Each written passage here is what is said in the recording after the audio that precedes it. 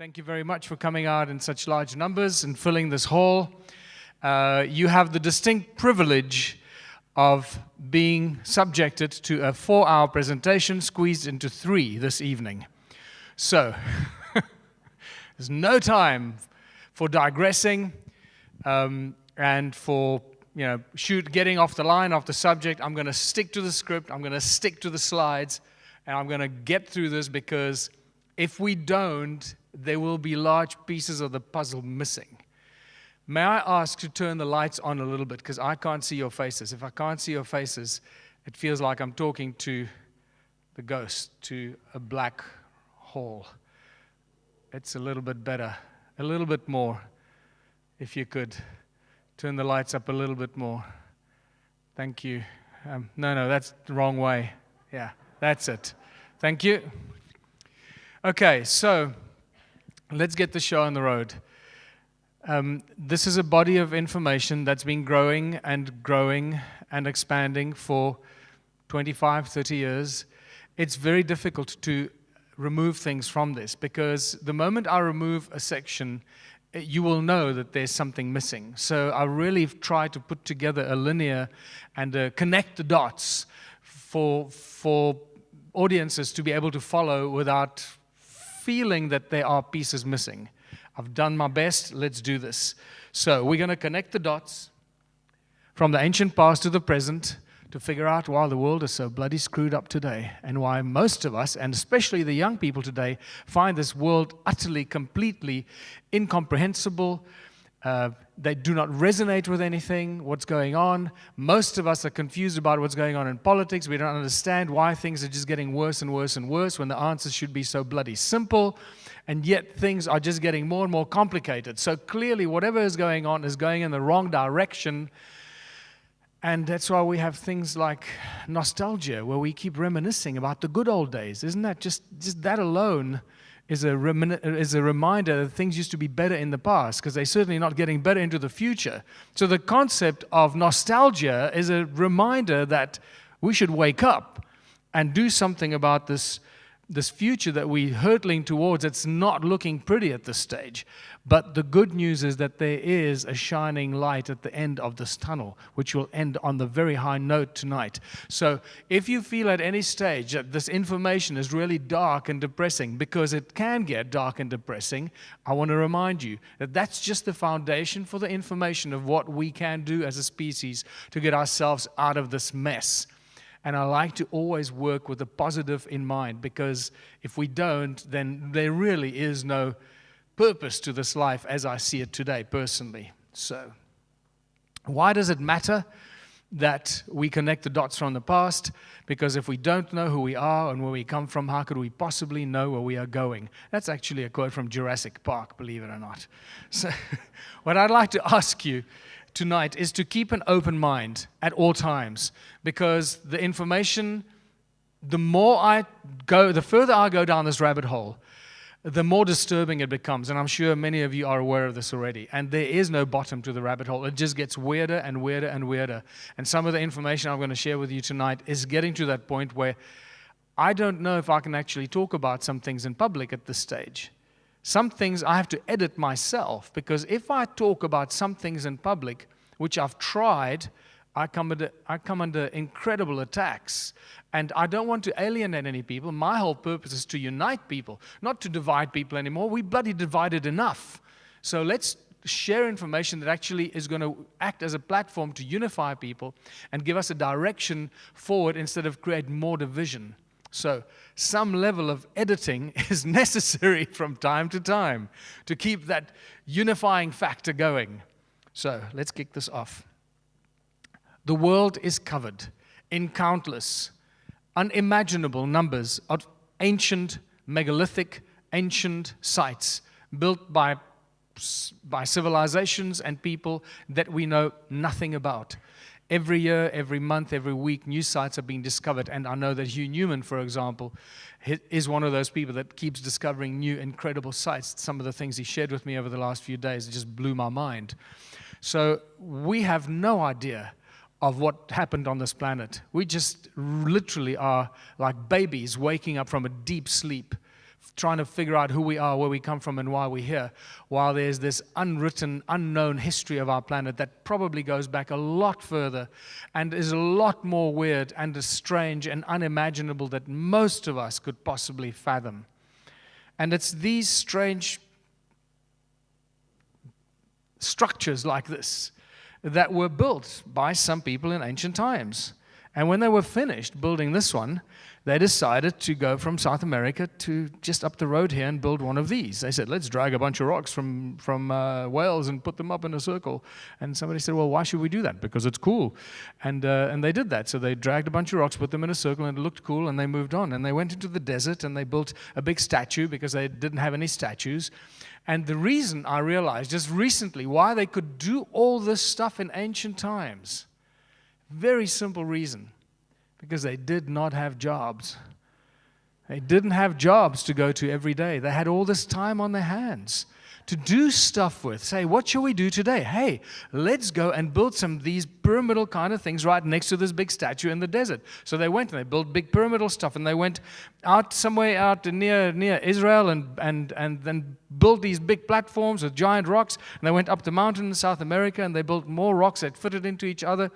And they thought, wow, it'll freak out people in the future. And they went and built, carved big statues and put them under a roof of solid stone and rock, and because they needed statues and they needed some place to go and worship and offer food to these statues.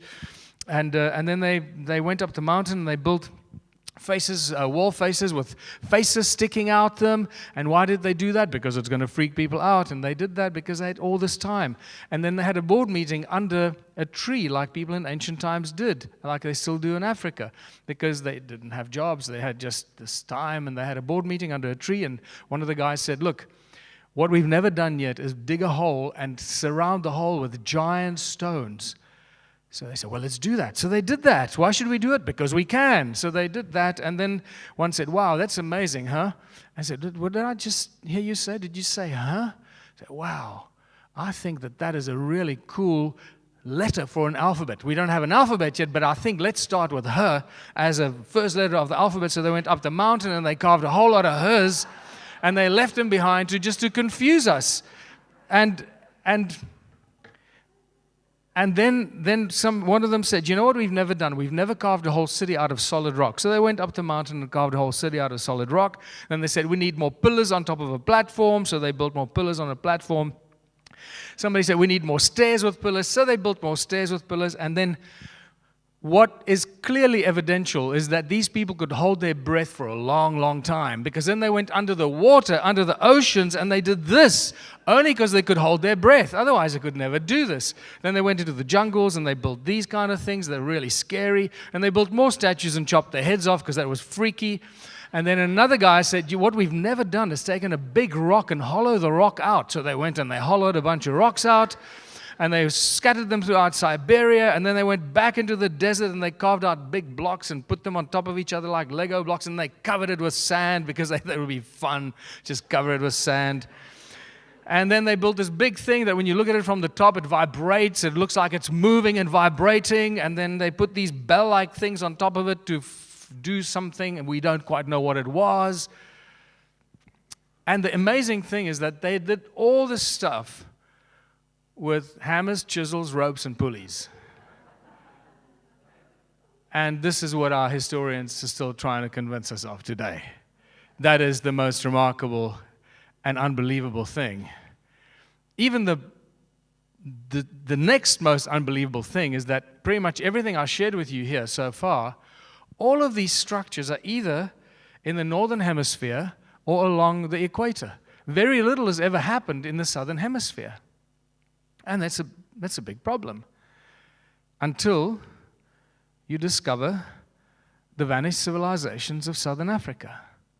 Because if southern Africa is supposed to be this cradle of humankind that we keep being told about, there must be stuff that happened there in ancient times.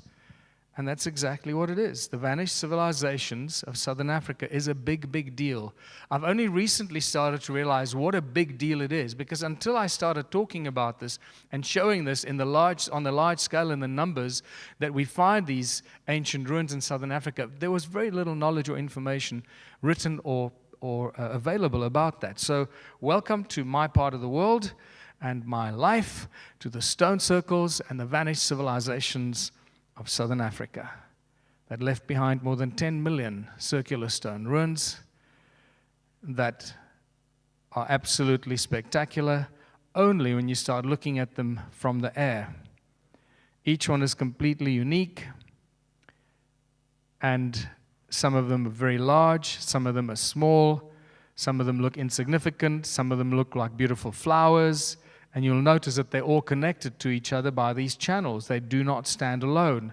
You'll notice that they have extended structures that are covered by soil that move away from the stone circles as we see them sticking out of the ground today. And it just goes on and on. What you're looking at is the largest cluster of stone ruins found anywhere in the world today. It makes everything else pale into insignificance. Sometimes they run for 100 by 100 kilometers, connected, all stone circles that are not standalone. They're all connected by channels and this weird spider's web effect that holds all of these circles and the channels together.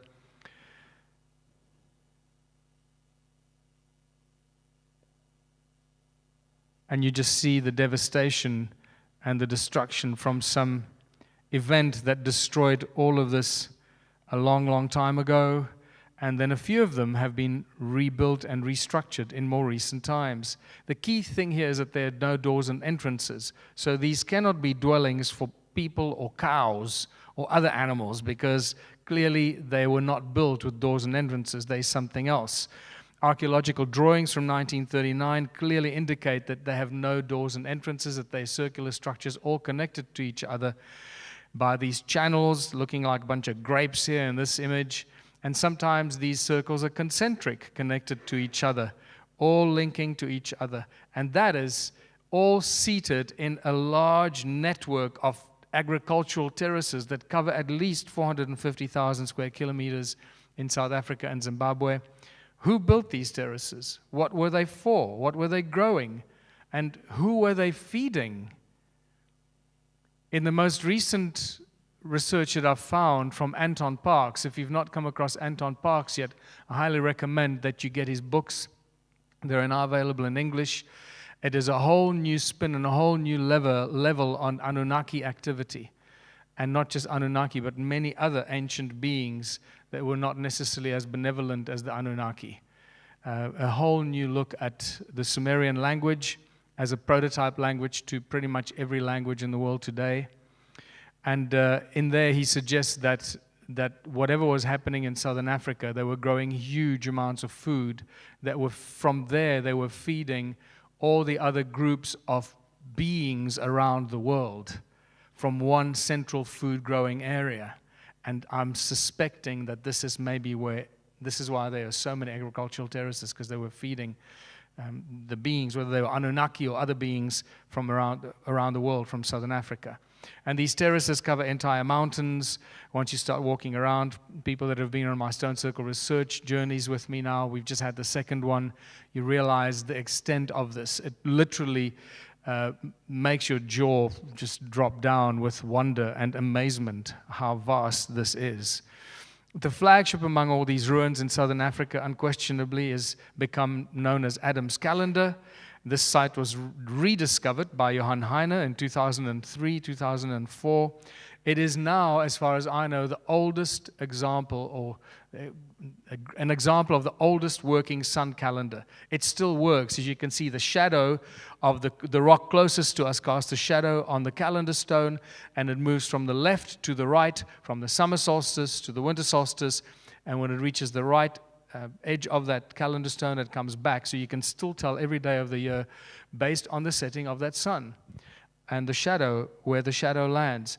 Credo Mutwa's famous Zulu shaman started to weep when I showed him the book, Adam's Calendar, in 2008. He said he never thought he'd see that special place again because he was initiated there in 1937. He then proceeded to tell me what a sacred and important place it was in all of human history.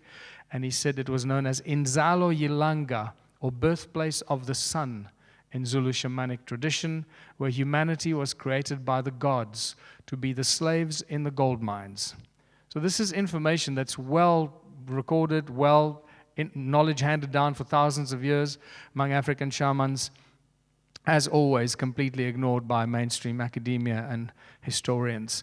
This is the aerial photograph of Adam's calendar, or Inzalo Yelanga, right on the edge of the cliff there. It drops down about 300 meters there and then goes into the Barberton Valley, which is an entire kilometer below this mountaintop. There's a 3D reconstruction of Adam's calendar where we have a Horus stone. We have 3 stones, the Orion stones that line up with the rise of Orion. North is on the left, south is on the right. And here we have another stone over here that was removed in 1992 and put somewhere else with a plaque on it to commemorate the opening of the Blue Swallow Nature Reserve. Now, if you go from the southern stone on the right between the 2 calendar stones, as you can see there, those are the calendar stones. Oh, I think I have a pointer here, actually. Yes, to use technology. There. That's the south-north line. That is south. That is north. And it goes right between the 2 calendar stones. If you continue north to your left, you get to Great Zimbabwe. And if you carry on further north, another 7,000 kilometers, you get to the Great Pyramid of Giza, all perfectly aligned on the 31 degrees east longitudinal line, otherwise known as the Nilotic Meridian. That is also where Linda Tucker has her white lions, the sacred white lions at Timbavati, also sits on the Nilotic Meridian. And then we get to the strange and mysterious tools, stone tools and artifacts that I started collecting. For some reason, when I first arrived here in this place from Johannesburg 11 years ago now, I don't know why I was attracted to certain things, because they didn't make any sense geologically or archaeologically, but I started collecting these weird stones, and thank God for that, because right now those are turning out to be the most valuable and crucial pieces of evidence for this vanished civilization and what was going on there. You can see how happy I was when I picked up that one. And then we have what I call these the bird-shaped stones. Here's another bird-shaped stone. It looks like it was carved, and then the patina has grown over it. And then the weird cone-shaped tools that I started collecting. Just strange cone-shaped tools everywhere, scattered across the mountains. Not to forget the donut stones or the Taurus stones. And there are thousands, if not hundreds of thousands, of these donut Taurus-shaped stones scattered throughout southern Africa.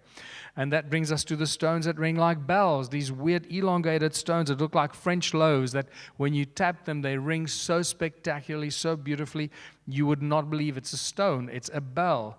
The one at the top here, for example, that clearly looks like it was carved or shaped by somebody. That doesn't look like a normal stone, and neither does the one at the bottom. And they both ring at the same frequency. That is the key thing here. When you ring them, and they ring like bells. In fact, that one at the top was the very first tool that I've ever collected. But nothing could have prepared me for the discovery of January 2018, when my first Stone Circle research team accidentally discovered the mud fossils of giants and other creatures. And it was like cognitive dissonance have just suddenly vanished. So once I was blind, now I could see. It's incredible. And we were walking up the mountain with this team. This was in January. And this stone here, that stone there was lying right beneath my feet. So I picked it up, and once again, I just shook my head and I went, why are these stones these weird shapes? What's going on with all these weird shapes, man?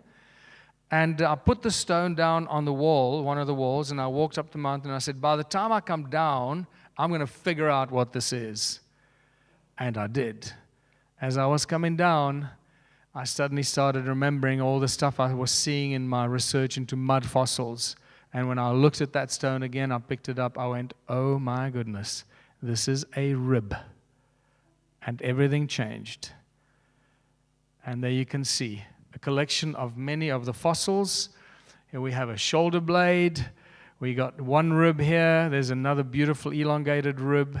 And there are just all kinds of body parts that completely and utterly metamorphosize. Now, Here is one of the best examples. There's a heart. You can clearly see the aorta, where the aorta goes at the top. You see the coronary artery crossing the heart. This is about 3 times the size of a human heart. So this could possibly fit the shape of an Anunnaki. If the Anunnaki were 3 times the size or twice the size of humans, that could be an Anunnaki heart. Completely fossilized, metamorphosized into Hornfels rock. This is a huge problem for geology and metallurgy and chemistry. It seems that when these body parts get trapped in mud and water, they completely and utterly transmutate and transform from whatever organ it was or body part with the internal structure. It completely metamorphosizes into very dense crystalline rock called hornfels in geological terms. When these fossils break and you look at the internal structure, you can't see internal structure. This is the mystery.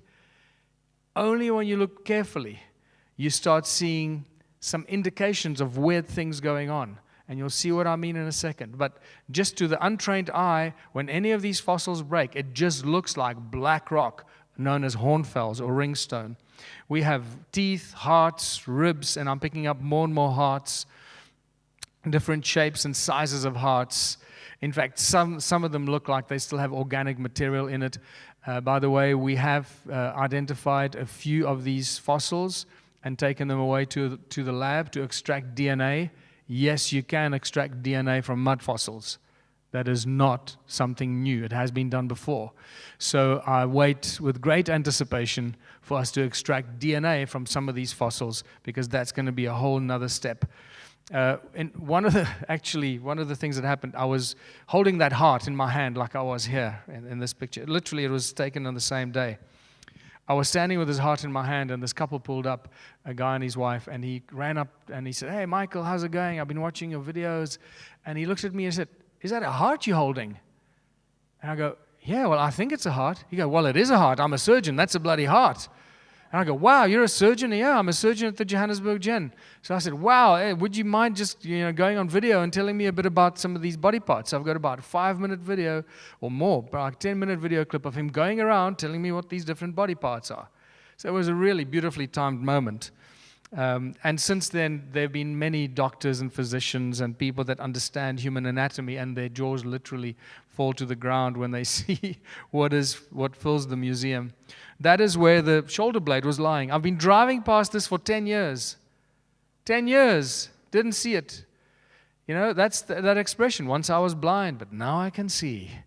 Everything changes. Here's a bone knuckle, a large bone knuckle. The shaft going to the left, and you can see with my feet next to it, the size of that. I mean, and this is like a foot in a shoe or something. It's like some sort of a foot in a leather shoe. I was joking about this. Emma and I were up the mountain. We were joking. Look, this looks just like a foot. This is 6 months before we realized that we're actually dealing with mud fossils. Suddenly, everything changes. Now we go, okay, well, what's going on here? Here we've got bones. You can clearly see that that's a bone up there. That's not a rock, a fossilized bone. And all these others. This is a bone with muscle attached to it. So that's what these rocks look like. That's when the whole muscle and tissue together fossilize. That's what happens. They create these beautiful rounded structures. Here you got pieces of a spine. There's that rib that I picked up. More ribs. The fascinating thing about this rib here, that seems to be the one right at the top, except like 3 or 4 times the size of a human rib. When you look at it from the edge, it looks like someone cut it with a knife. It was like somebody was having a spare rib feast. It's ridiculous. Here's a part of a jawbone, this piece that goes up right under your ear here, except that's like 20 times the size of a human. Not sure what this is, what part of the body that is. This is another look at that bone and a claw. This is a claw from some creature. Have no idea, but we're now picking up more and more claws and hooves of creatures. This is a hoof of some creature. This is where the bone would have come in from the top. You can see it's got cutting marks, as if somebody actually cut the bone. There's like the talon on the side here. You can see where the talon broke off, or what's that thing? The talon? Was it called a talon?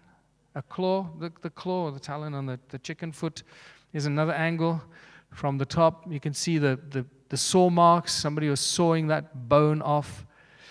And the phalluses. Here's a giant phallus. This is just insane. This was taken out near Adam's calendar. And then this is just a collection, a shot of a bunch of skin, sort of reptilian skin with the meat attached to it. This is a close-up of the reptilian skin on one of them. And this is my favorite one, where you can actually see the skin at the top and how the epithelial cells are growing up into the skin before they actually reach the top. This entire thing is one piece of Hornfels rock, completely and utterly metamorphosized. You cannot distinguish internal organs in any possible way. That is a huge cognitive dissonance problem we're going to have to come across, because we don't understand how that works. I don't know what the hell this is, but I find it fascinating. Again, you can see the skin, the reptilian skin, and whatever this was inside here, that completely turned to rock. This is one of my favorite pieces. Again, the skin there, and then these claw marks or teeth marks. Somebody was having a little steak when a giant wall of mud came and engulfed them all and turned them into mud fossils. And then recently, on the last Stone Circle expedition, I've been walking past this rock and many rocks like this lying up on top of the mountain, and you just think they're rocks. Well, you'd be wrong. All of them are pretty much fossils. We noticed this strange thing in there, this weird, like a, whatever that is, whatever you call it, a pattern in there. And we photographed it, and we started playing with it, the exposure. We realized it's a tail, you see. So a lizard or a crocodile tail with a hind leg, one hind leg there, another hind leg down here. When you look at the other, there's another view of it. There's a crocodile or lizard leg, tail going back there. There's the one leg. This entire thing is one giant rock. So, the mud fossils of giants and weird creatures have suddenly taken the spotlight off the stone circles and the vanished civilizations, because they seem to be everywhere. And we now have to put this into context of what we're dealing with here. We've got this vast civilization with all these terraces everywhere, growing huge amounts of food, millions of stone circles, and now this on top of it. What the hell is going on? And that brings us to the whole biblical story. When the gods were on earth, there were giants. And Hugh Newman knows all about this because of his new book about giants on record. We've all seen this. Many of us would have seen this image on the internet of real, actual historic finds of giants or pieces of giants or fragments. So these are real. And yet this is nothing compared to what we're finding. In the Jewish Encyclopedia, we get told about the rabbinical tradition, about the Anakim that are of the same titanic races as the Rephaim, the Nephilim, the Gibborim, the Zamzumim, and the Emim. They talk about them like they were the Russians, the Jews, the Russians, the Polish, the Portuguese, and the Italians, right? And like they knew who they were. Well, we have no idea who they were. The Zamzumim and the Emim, wow. In South Africa, we have the Boskop skull that's about 20% larger than the human skull. And then we have this bone fragment that's actually crystallized already at the Wits Museum, Wits University in Johannesburg. That's where I graduated from, by the way, in 1983. And there's the size. It's about at least twice this. It's at least twice the size of a human leg bone, a human joint there. Look at that compared to that. When you see it in real life, it's a lot more impressive. And then you start seeing footprints like this that has become far more interesting, but nothing like the giant footprint close to my house, about 2 hours drive from where I live, and this is probably about 7 times as large as a human. It's interesting that Klaus Donner actually found the nose bone, the heel bone, and a skull fragment in Ecuador of a giant that was about 10 meters tall, or between 7 and 10 meters tall. And what is even more interesting, that the skeleton of that giant in Ecuador is actually in the Ecuador Museum. It's on display for everyone to see. And then there's still people that talk about, oh, giants are just a myth, they don't really exist. And there are these giant skeletons for us to see all over the world. But these were the small guys. Once we start looking at the books of Leviticus and the book of Enoch, everything changes. Because in Leviticus, they tell us, or whoever the narrator is tells us, that we were like locusts by their side. That's how small we were compared to the giants that lived in that part of the world. And the book of Enoch, I've heard about the book of Enoch so much and about the giants, so I looked it up just before I left. And I found it, I think it was on page 69 or 89, I can't remember now, where it clearly talks about the giants that were 3,000 ells tall. So I looked up what an ell is, and an ell is just short of half a meter. So 3,000 ells would make these giants 1.5 kilometers tall, or just short of a mile. Now this is a whole nother scale. And we have to start cognitively and consciously thinking about the possibility and probability and reality of these beings that existed on our planet at some time in the past. Stop shoving it aside and ignoring it, because history and oral tradition keeps talking about it, and even now in the stone circles, you can't get away from it. Suddenly it's all about the bloody giants. You know, I didn't want to talk about the giants, but I'm forced to talk about the giants. You know, I want to talk about stone circles. And we're picking up pieces of bloody giants everywhere. You know, these are not stones. These are fossils, people. Stones don't make these weird shapes. Body parts, anatomy makes these weird shapes, and not just of humans, of weird creatures that we have no idea what they look like. We don't know how many hearts they had. We don't know if they had blood. We don't know if they were cold-blooded or hot-blooded, if they had exoskeletons or inner skeletons. We're just speculating. We're just finding these parts, trying to figure out what the hell is going on. Just to remind you again of that knuckle, which is quite large, but nothing compared to this one. Look at this. I mean, this is the size of a Volkswagen Beetle. That's where the shaft came out and was cut off. Would have gone out to the right here. And in fact, from this angle, I've just noticed, I think yesterday when I was editing this, when you look at this angle, it looks like it's got that reptilian skin there on top as well.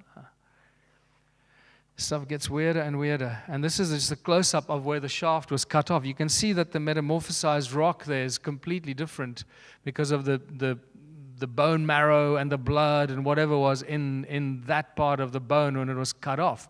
Whoever cut that off or broke it off or severed it off somehow. And then obviously we have the heart, the aorta. And if you think this is an interesting aorta and a heart, there you can see it going in there. And there's a coronary artery going down. Very clear. If there are any physicians here, you'll know what I mean. It's very obvious. How about this size for a heart? There's where the aorta goes in. That's probably about a, 50, 80, 100-ton heart. I have no idea. The fascinating thing, here's a close-up of the aorta, where that aorta, I suspect, would have gone in. And this is propped up right beneath a giant footprint. Like, here it is. It's propped up. It's not accidentally lying there. It's propped up with stones, holding it up. So somebody put it there to draw our attention to the giant footprint. And through some shamanic downloads and shamanic channeling, we've been told that the Anunnaki put this heart there to point to the giant footprint. And they also tell us that they were mining the remains of the giants for the gold in the remains of the bones of the giants. That has now got to do with monoatomic gold in our blood, monoatomic gold in our bodies, and when we die, that monoatomic gold becomes diatomic gold and it sinks to the bottom. So when these giants, and so even when we die, there's gold in our bodies, in our remains, but not much. But in these giants, there would have been quite a lot of gold, and it's all in a concentrated place, so it seems like they went and got the gold from these giants. It gets weirder and weirder. But the ruins weren't dwellings or houses, so what were the ruins for? So what the stone circles are just cymatic patterns representing the shape of the sound coming out of the ground at that specific place. That's it. So what these ancients knew, or the Anunnaki knew at this stage, I believe the Anunnaki were the ones that built all these, is they knew how to identify the shape of the sound frequency coming out at that specific place, and they placed the rocks on the shape of the cymatic pattern of the sound, in which case they basically amplified those sound frequencies. So they created an amplification structure. So cymatic patterns, that's why each stone circle is completely unique, none are ever the same, and this is why we started measuring very powerful frequencies in the gigahertz, sound frequencies coming out of the walls, and electromagnetic fields coming out of the walls, from 400 megahertz all the way up to 1800 megahertz at Adam's calendar. It is quite spectacular. Adam's calendar is a mystery, because the stone circles we can figure out, and we can understand how they amplify the sound frequencies because of the stones and the walls and the quartz. So it's the quartz in the rocks, in the stones, in the walls that do the vibration and the amplification. And the sound moves, and the moving sound then creates magnetic fields, and the moving magnetic fields create the electromagnetic fields. So, but Adam's calendar has got no walls. And yet it is infinitely more powerful than any of the stone circles. So something else is going on there. There's another mechanism at work there. And there we measured way beyond 375 gigahertz. The guy who was measuring it said he couldn't measure it any higher, but it indicates that it goes a lot higher than that. And then 1700 megahertz electromagnetic field running horizontally, and another one running vertically out of it. So we definitely have the indication of a toroidal field there, a toroidal vortex field that's being generated at Adam's calendar itself. And we have these weird flower-shaped ruins that actually are magnetrons, giant magnetrons built out of quartz. And I asked 2 magnetron scientists, how much energy would a magnetron 40 or 50 meters in diameter generate built out of pure quartz? And the answer was more than all the power plants on Earth today. So, whether that's accurate or not, I don't know. The point is we have thousands of these magnetron-type structures built out of quartz, all connected to each other into that giant grid, creating this huge energy grid of stone circles, magnetrons, generating insane amounts of energy, pulling it together and doing something. And that's the question. What were they using all that energy for? It couldn't have just been gold mining. I guess some of it was used for gold mining, but I'm now starting to think that they were possibly manipulating the weather, geoengineering, creating a climate, creating oxygen, putting more oxygen into the atmosphere, something like that, because this is such a gigantic initiative, such a gigantic scale infrastructure that they created. It had to be something to do, it had to have something to do with much more than just mining gold. And you'll see as we go into the magnetics and understanding magnetism and how these are connected to magnetic fields, how that could have also been used to possibly create oxygen out of sucking up water from the rivers, because many of the channels from the stone circles actually run and they end up in the river. They just run and end in the river. And this has puzzled me for years and years. But now I'm starting to figure out different aspects of this. In your mind, the more information you get, obviously, the more the different your conclusions are that you reach. So the stone circles are not the only ancient energy generating devices. It seems that to me that most ancient sites are actually energy generating devices, and we need to remind ourselves that they're made of stones, and especially the stone circles are made of stones that ring like bells. And these stones have high crystal content, and crystal content means quartz, quartzite, crystal, silica. This is all materials that conduct sound and conduct light. This is all the stuff that we use in the most advanced silicon-based technology today. And we also need to remind ourselves that digital data can be stored in crystals, in quartz crystals. But obviously that's not being used in the technology world today, because otherwise they just give the game away. You know, once we can start storing digital data in our crystals, then the whole, you don't have to go and buy the crappy storage devices anymore. Because you get one crystal and thank you for life. It's virtually infinite amount of information in there. So what we need to start doing is looking at stones as living, conscious entities, organisms. They store knowledge and information. They conduct sound and light. They have essence and consciousness imbued in them. Rocks are not just inanimate objects, and this is why ancient cultures and these guys in the ancient times used stone in its original form. They didn't have to extract the active ingredient to put it into a crappy little flashy box to sell it to somebody because they didn't have money. They didn't do this as commercial entity or commercial enterprise. They were doing this to help themselves on a planet they were trying to make habitable for themselves. So they used rock in its original shape and for everything they needed to use it for. So all these ancient structures built from rock are just giant machines, and using the quartz and the crystal and the silica inside the way that it should be used as resonators, energy generating devices, using light and sound to activate it. And this is why most of these seem to be aligned to the solstices, equinoxes, movement of the sun, and often movement of the stars. So when the sun comes up over there and the rays of this rising sun comes down a passage and hits a standing stone down a passage, the light and the sound of the frequency of that light hits the standing stone. It's like hitting enter on a computer. It activates the machine to start doing whatever that machine was constructed to do. And then the sun moves, and on another solstice over there, it comes down a different passage and the first morning light hits another standing stone, and that machine gets instructions to stop doing what it was doing and do something else.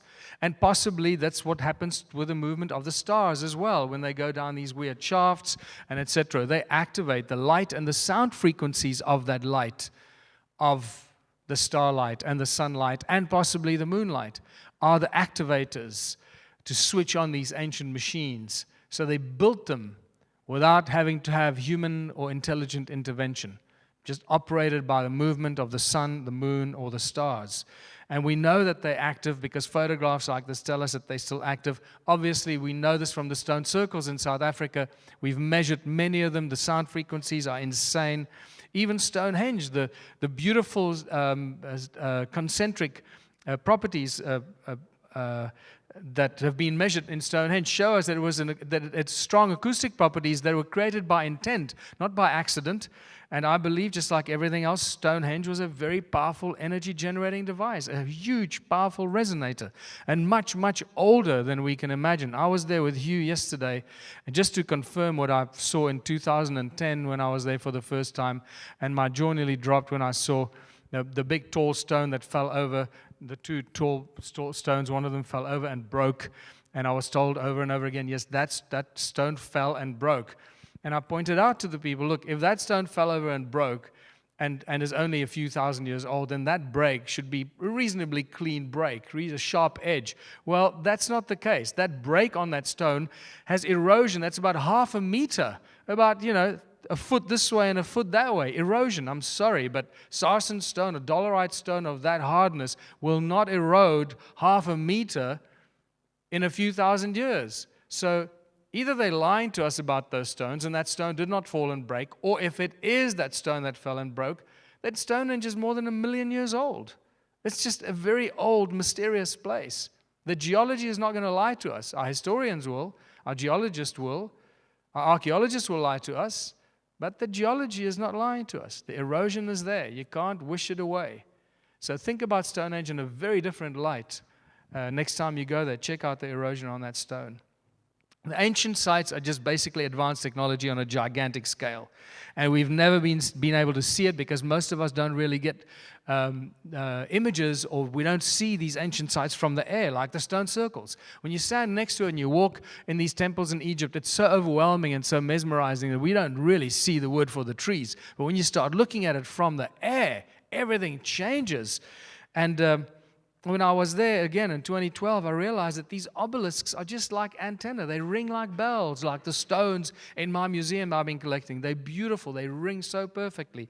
And when you look at these temples in Egypt, they're just too many pillars, not enough space. It's obviously not meant to come and kiss butt of some king or some god and offer food and come there for forgiveness and all. It's the wrong shape, the wrong size, too many pillars. Why? And when you start looking at it from the air, you realize what it's all about. It's not about worshiping and offering food and that. And you start seeing what's going on. And resonating, vibrating pillars on beautiful platforms, acoustic chambers. And very quickly you realize that these are just templates for gigantic circuit boards, gigantic energy circuit boards on a scale that we could not have imagined. And because they did this in times where money did not restrict what they were trying to achieve. They did what they had to do to either inhabit a planet or survive or create a result that they were looking for. Microprocessors become giant macroprocessors. And this is one of my favorite images. You can just imagine what historians are telling us about the kind of worshiping that used to go in these places here. Oh, yeah, no, those are major places of worship. Really? Yeah. And the pyramid is just a beautiful example of the same thing. It just carries on. And Angkor Wat, I mean, there you got the combination of quartz and water, the two most abundant elements on Earth, that both contain memory, conduct light and sound. Saksai Huaman is another great example of just a circuit board on top of a mountain. This is not a mountaintop fortress, clearly built for other reasons, that was possibly inhabited in more recent times and used by more recent civilizations, just like the stone circles. That some of the most recent civilizations used it. They created doors and entrances in so they could use it for themselves and for their cows or whatever, but not the original architects. That's not what it was built for. Borobudur, Indonesia, I mean, this is just ridiculous. Literally, if you see photographs from right above, it looks like it's alive. It's actually, the photograph looks like it moves when you look at it. And then, obviously, on top of it, it's a dead giveaway. These giant bells with these antennae going up into the sky, and it's always antenna going up into the sky. And it seems that it was human sound that actually held up this weird energy grid that was used to activate these circuit boards. Human sound, because you see these perfectly acoustic amphitheaters that are always connected to many of these circuit boards. The Parthenon in Egypt is also an old circuit board. There's your giant thing there, the resonating chamber there, and the rest of the circuit board has already been completely destroyed, and it's connected to the amphitheater here, and there's another smaller amphitheater there, and the amphitheaters are always connected to the circuit board. To activate it, you fill that with a bunch of people, you scare them, you get them excited, you make them make a noise, clap their hands, or sing, or fill them with fear, and that energy gets shoved into the circuit board. It activates the circuit board to whatever it's supposed to do.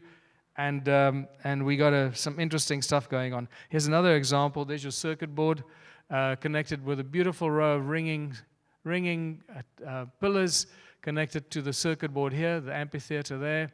This is a very badly destroyed circuit board, as you can see. And there's another one, old remains of the circuit board up top of the mountain. There's your amphitheater there that was connected to it. And there's another one here in North Africa, in Algeria. Here they put the circuit board, they put the amphitheater right into the heart of the circuit board. It's really badly destroyed. And so it goes. Temples have just become churches, towers, steeples. Who came up with this idea of this giant cone sticking up into the sky? Who was the architect that came up with this? Why do churches and places of worship have to have this architecture? It's because people create sound and energy. You understand how important the sound and energy is, and how these cones at the top of our churches and mosques actually send that sound and convert that sound into a different kind of sound as it sends it up into the sky. And so we start talking about the cone-shaped effects. Our sound is being harvested by cone-shaped roofs. And the business centers in our cities are nothing less than just giant things, resonators up into the sky, resonating the energy of the people and the noise and the phones and the anxiety and the fear. And our city grids are just like giant circuit boards, all connected by channels of energy, just like the stone circles connected by channels of energy that never stop making a noise. We never stop making a noise. Have you ever been out into the country where it's really quiet and you get back into a city? How noisy the cities are? It's insane, actually. It's quite nauseating. And that's when I realized that in the Matrix, when Morpheus holds up the battery and he says, we are the energy. And when I first saw the Matrix, I had no idea what he was talking about. I now have a much better idea. Sound and resonance are the common links of creation. And this brings us back to sanity and back to centering ourselves and back to getting a glimpse of what's really going on in our lives, getting a closer feel of the nature of reality. And it's the common links of creation. We live in an electromagnetic universe. This is what we are told, where everything spins and vibrates, right? Except the moon, obviously. But everything else spins and vibrates, but not the moon. It's very special because it's a bloody hologram. That's why it doesn't vibrate and spin. And the electromagnetic universe is actually a subtle deception. You'll understand as we go why I say this. It's a very subtle deception, a very important subtle deception, because it's not the electromagnetic universe that we live in. It's the magneto-electric universe that we live in. And just twisting those two around would have given us a very different perception while we grow up about the world that we live in and the universe and this reality of us, if we don't think of it as the electromagnetic but the magneto-electric. Huge consciousness shift in growing up with that kind of thinking. Everything has its own specific frequency, as we mentioned before. Prime resonance frequency. Everything vibrates at its own frequency. That's how we can manipulate things with frequency and sound and resonance. All comes to the same thing when you start breaking it down. Sound and resonance are also the common links of all creation. In Christianity, we have the Word. We've been through that. We have the in Hinduism, the Egyptians that sang the universe into creation. And my favorite, the Aboriginals that believe the world was sung into creation with 3 sacred songs, or brought into creation with 3 sacred songs, which is the equivalent to the Holy Trinity. And we start seeing the whole important structure of music and resonance and chord structures, harmonic resonance in music. We get the 6 days of creation very obviously become visible in sacred geometry, and the 6 aspects of show us cymatic patterns, and the 6 aspects of the all-seeing eye of Horus show us 6 very obvious resonating ratios that tell us that all these ancient cultures understood sound, resonance, and frequency, and it's encoded in all the things that they did. Sound is the source of all creation, and it's all about coherence and harmonic resonance. Even in our bodies, if the cells of our body are not in coherent harmonic resonance, our cells are in disease, and that's why we get sick. And if we're not resonating with the earth frequencies, the natural earth frequencies of Gaia, we are in disease with the Mother Earth that we live on and walk on, and that's why we get sick. So everything in modern technology, in broadcasting, in industry, in the large corporations, and military, all the stuff that is imposed on us is all there to create dissonance between us and our environment, to make us sick. And we need to be cognizant of this and conscious of this. This is not a conspiracy theory. This is everywhere around us. Everything that we touch that's been given to us by the big electronics companies causes dissonance and dis-ease that make us sick on levels that we can't even begin to imagine. From mind control to making us do things that we normally wouldn't do. Obviously, Hans Jenny's beautiful documentary called Cymatics in the 60s will show you exactly how sound is pretty much behind everything in creation. So please go and look at this on YouTube. It's available free of charge. We've already looked at sound manifesting in physical form. This is the quickest and easiest way for us to comprehend, once again, how this untouchable, invisible thing called sound can manifest in physical form. That little thing on the metal plate, with the sand on the metal plate on that video. That's just probably the quickest way for us to say, okay, sound can manifest physical shapes. Okay, I get it. I've seen it on the metal plate. And sound also inspired religious symbols, because the guys that created the religious symbols know all this stuff. Remember, religious movements were created to create division among humanity. So these guys knew all this stuff, and they know they're all connected to the ancient bloodlines. They will talk about and everything else that they did and how they've been manipulating humanity in every possible way. So in some of these beautiful images of the cymatic patterns, when you drill into it, you get that perfect cross inner circle of the source of the sound. And that's it. The source of the sound is this beautiful cross inner circle, and this is why most of the religious movements have the cross inner circle as their symbol, recognizing that the source of everything in creation is sound, the sound of the Creator. And sound and resonance, it does everything you can imagine. Right? Creates light, levitates, boils water, creates DNA. Sound heals and destroys pathogens, moves beyond the speed of light. I'll explain that. And we have hypersound and laser and Saser technology, not laser, sound lasers, Saser, Sound makes things invisible, energizes the water we drink, so the water actually heals us, and it also energizes the air that we breathe so that we can actually survive from the air that we breathe. Otherwise, we would not survive from the air that we breathe if it wasn't for sound. And very importantly, sound is the precursor to electromagnetism, not the other way around. Sound causes electromagnetism. This is a big one for us to come to terms with. Ancient civilizations understood all this, and they used sound and frequency as a source of energy in every possible way. They used sound and frequency to control and manipulate humanity, and it seems that they were focusing for some reason on our pineal gland. They had to destroy our pineal gland, and the more you study this, the more you realize why that was critical, because it seems that our pineal gland was that third eye that so many of us are aware of, or we keep calling it our third eye, that connected us to everything in creation and allowed us to pick up the frequencies and the invisible, untouchable, unfathomable stuff through the third eye and actually be able to communicate telepathically with everything and everyone and interact not only with other beings, but with other entities and beings and animals and trees and rocks because of our third eye. That thing there is the magic part of our body and our anatomy that's been completely destroyed. And it seems from all these images that they took a lot of time and effort to destroy our pineal gland. And they continue to do so today, as you are aware of. And they used cone-shaped tools to do this. This is a key thing here. You can clearly see the cone-shaped tools, and this is a repetitive theme all the time, and the pineal gland, and also, by the look of it, the DNA, that is obviously the code that creates the pineal gland in our anatomy eventually, and sound and frequency. Notice the magnetic wrist watch here, and I'm giving the game away here because I'm telling you what that is. There is a cone. This guy's holding a cone in his hand, very important cone-shaped tool that he's doing some function with. And there's another cone here on his arm. At first you think, oh, it's just an artistic interpretation of the guy's muscle. No, it's a cone.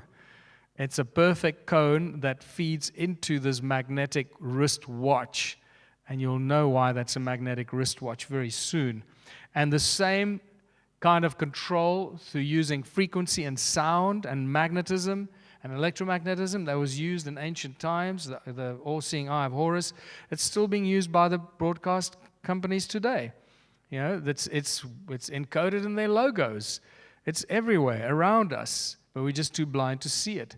Sound as a tool and technology, very important. Sound creates light. Even this, you add attach a LED light to a speaker, and you put a speaker in a noisy place, you light the little LED up. That's spectacular. So it works both ways, light and sound. Every sound frequency has a light frequency, and every light frequency has a sound frequency attached to it. Corey Good, in a recent interview, said that he was in some giant underground cavern somewhere, and there was this invisible source of light. And when he asked, where does the light come from? He was told the light was coming from the sound. The light was being created by the sound. In Egypt, the ankh was used for healing. That was just a resonating device, sound frequency resonating for healing. The Native American medicine wheel is clearly just a cross in a circle as a source of all things, so from sound to heal people. The Ark of the Covenant is an advanced technology in gold. Obviously, this was a communication device because Moses had to sit on the mercy seat, and then God would tell him what to tell the Israelites when he was sitting on the ark in the mercy seat. That's amazing. I thought God was omnipotent. I thought God could talk to you wherever you were. You didn't have to sit in a specific place to receive a radio frequency signal. And then the Ark of the Covenant obviously brought down the walls of Jericho and destroyed large armies with his arcs that it sparked out. Royal Rife, the man who cured all disease in 1931, he did that with sound and resonance and frequency. Spectacular achievement in curing cancer in the wards. This is his handwritten book that I had the privilege of seeing. It's in a private library in Sedona, Arizona. There's about 700 pages in there, I think, and they are page after page with his own handwritten frequencies for all the different diseases. So I'm thinking to myself, where do these guys that come up with the other Rife machines that you find on the market, where did they get their frequencies from when his original handwritten book is in this library in Sedona. Where did they get their frequencies from? I'm not saying they're lying. I'm just saying that what's probably happening is that people are figuring out what the frequencies are that cure cancer and the prime resonance frequencies that destroy pathogens. I know I said I wouldn't digress to get off the track, but one of my biggest, most exciting obsessions at the moment, and if there are people in this room that can do this, please go away and do this. You know that honey lasts forever. It doesn't go off. It's not affected by viruses, bacteria, pathogens. It's one of those miraculous things. Apparently, the reason that honey does that is because of the frequencies of the bees' wings when they're building their honeycombs and when they're creating and bringing in the honey. So it's a frequency of the bee's wings that creates the hexagonal structure of honeycombs. It's also interesting is that the hexagonal structure is a structure of oxygenated and structured water that cures disease, cancer. I can talk a lot more about this, but again, another rabbit hole. So this is really important. I believe that if we can find, if any one of you can go and record the frequency of bees in a beehive, the buzzing of the bees' wings, and you take that frequency to a lab, a biochemistry lab, and you expose a petri dish of viruses, bacteria, and fungus to the frequency of the bees' wings, I suspect that that frequency will kill the bacteria. Please go ask your friends to do this. And maybe this is a very quick and cheap way to kill cancer and disease and everything else. So let me know once you've done that. Let's tell everybody. George Lakhovsky's multiple wave oscillator is a spectacular device. In fact, my friend Stephen Ross that has that book in Sedona, Royal Rife's book, he also has many other incredible books, and also has a multiple wave oscillator with which he cured his father, listen carefully, he cured his father of quadriplegia. You don't cure people of quadriplegia, right? His father was admitted with quadriplegia into the hospital in the USA. 6 weeks later, he walked out on crutches. The way he treated him is every day he walked in there with a little small handheld portable multiple wave oscillator from George Lakhovsky and treated him for about 45 minutes up and down his spine, after which he exposed him to color light therapy for another hour. He did this for 4 weeks, 6 weeks. His father walked out on crutches. I saw the hospital report. It says, Mr. So-and-so exhibited a remarkable recovery. John Keeley did the same. He levitated giant rocks. He crushed giant rocks into fine talcum powder with sound frequencies. He drilled holes with sound frequencies. He levitated stuff. So much more we can talk about John Keeley. Boy, I actually think that he was probably one of the big inspirations for Nikola Tesla, John Keeley. He did so much. Peter Davey was boiling water with sound in New Zealand until he died several years ago. The problem with this, luckily he confined it to that little bubble that ball at the end of his device. Because if you create a frequency that boils water and you just allow that to escape, you're going to explode your body, right? Because our bodies are made up of water. So just a warning, if you think you want to go and find a frequency that boils water, make sure you know what you're doing. Otherwise, you're going to kill yourself and your family and all the people around you. Magnetrons obviously generate huge amounts of energy, and that's just sound. It's a resonant cavity magnetron. Resonant cavity magnetron that's used in laser beams, laser technology, microwaves, all use magnetrons for that technology. Sound acts as a cloak of invisibility. There's so much new information about this. This opens a whole new chapter and debate. There's very advanced new sound cloaking technology right now available. This plastic 3D acoustic pyramid acts as an acoustic cloak, make things invisible when you put it underneath it, when you expose that pyramid to specific sound frequencies. And that pyramid is reminiscent of what? Is reminiscent very strongly of Eastern architecture. And when you start looking at this Eastern architecture, once again, you got this resonant thing going up into the sky with a needle and some antenna pointing up at the sky. There was other stuff going on here as well, but I suspect that maybe if you take a bunch of monks and you put them inside the monastery with this weird roof, like that pyramid that make things invisible when you inside it, if you put a bunch of monks in there and you make them chant, maybe at some frequency of chanting, that whole monastery becomes invisible. and just is not there. So you got the army marching on you. You just get everybody in the monastery. You begin to chant, and suddenly you're gone. And the army just walks right past you. Nothing to see here. It's a great way to avoid confrontation. Sound creates hurricanes. In 2003, these guys lodged a patent to create hurricanes with sound. And then here's another one. Sound creates supercluster galaxies. When I said earlier, the lower the frequency, the larger the cymatic shape. Now you've got a frequency that's 57 octaves lower than middle C, rumbling away from a supermassive black hole in the Perseus cluster in the key of B flat, creating a supercluster galaxy. And it's amazing. This is apparently an image of it. I like the one on the left because when you watch Hans Jenny's Cymatics documentary, that looks identical to the images of lycopodium powder on a metal plate with sound frequencies on it. This is like lycopodium powder that's creating supercluster galaxies. This is insane. So you start to get the idea of as above, so below. Sound energizes the air we breathe, and this is how we actually oxygenate our bodies and our lungs, or through our lungs, the blood in our veins and our arteries, rather. Because as you breathe, the air that you breathe makes a bloody noise, and it goes into your lungs, and it goes into the smaller and smaller orifices as it moves into your lungs. So it speeds up and speeds up and speeds up, and it goes higher and higher and creates these frequencies. And it's the energy and the sound of the air that you breathe that actually energizes the oxygen in the air. So that oxygen is buzzing as it's moving faster and faster. By the time it reaches your alveoli, and it goes from the alveoli into your artery, from the lungs into the arteries, that oxygen in the air is buzzing and energized from the sound. And that's when it goes into your blood, and it's used in the blood, and it's stripped of the vibrating energy. And when it's stripped of the vibrating energy, you breathe it out again. And it just repeats that cycle. And that's how we energize the oxygen that we breathe. That don't teach you this at medical school. This never, ever gets discussed at medical school because they actually don't know this. I think they don't even know this.